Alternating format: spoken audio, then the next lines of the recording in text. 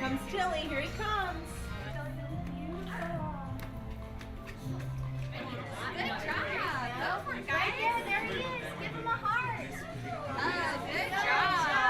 Oh, that looks great. You want some more cake? There you go.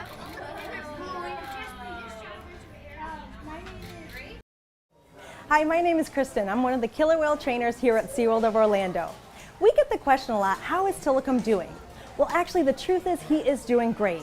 He does a variety of different interactions every single day, including shows, playtimes, and interacting with enrichment devices.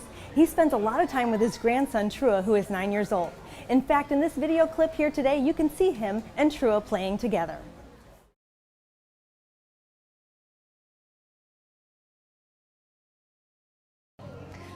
A lot of people ask me, does Tilikum spend his days alone? Absolutely not. Tilikum spends a whole lot of time with Trua, his grandson. These guys play a lot together. And actually, right now, they're going to go get a couple of their toys.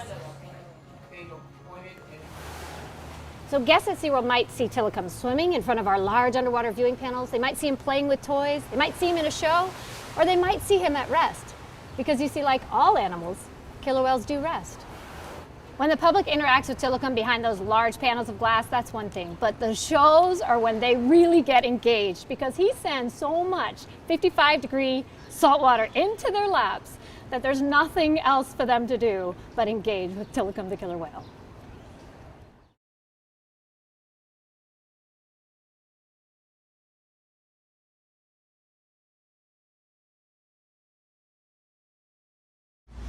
So when I think of Tilly, I just think of how much of an interactive animal he is. He just loves to be a part of everything you feel. Like if there's trainers around his pool, we're cleaning, we are just doing anything. He always comes on over and kind of wants to be a part of everything, wants to be with the trainers. I remember the first time I saw Tilikum. I was here watching him in a show. I happened to be in high school and I knew this was a career I wanted to pursue, but actually seeing him, his amazing size and how graceful he was, he really inspired me to continue to pursue this dream I have of working here at SeaWorld.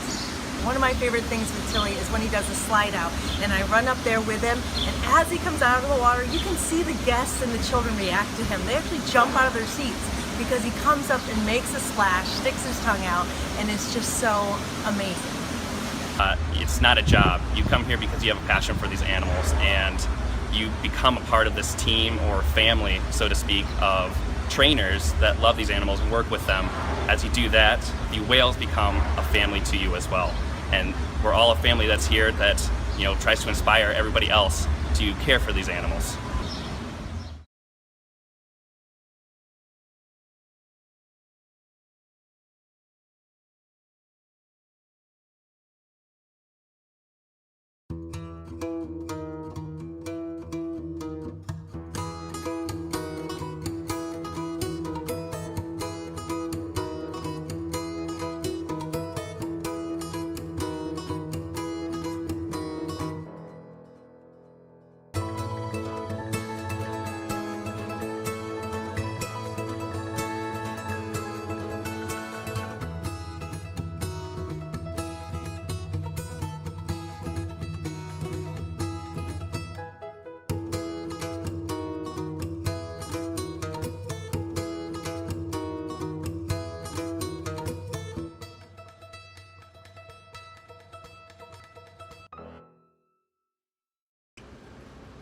So Tilikum's first meal of the day today happens to be all herring, and some of this herring has some of his vitamins inside of it.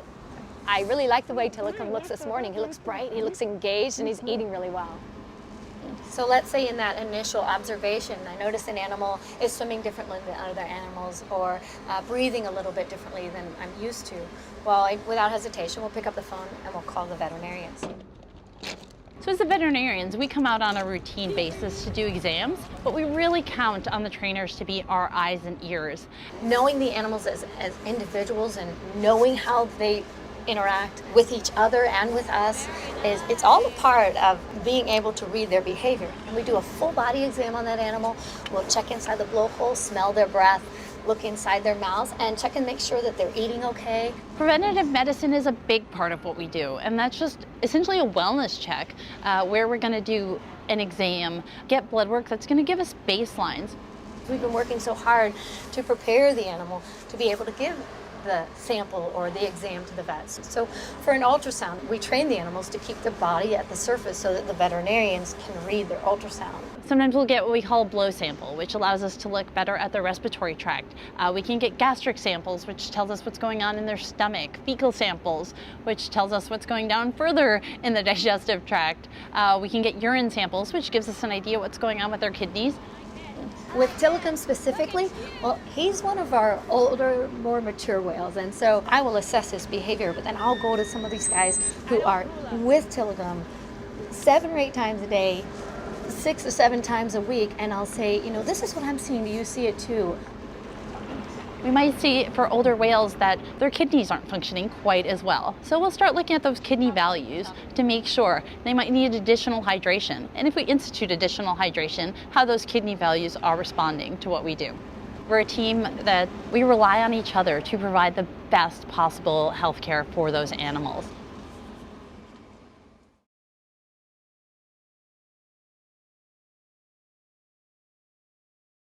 A lot of Tilikum's fans are asking us, how is he doing? What does he look like today? And I gotta tell you, we're cautiously optimistic right now. For the past 3 weeks, he's been making very slow, incremental, good progress.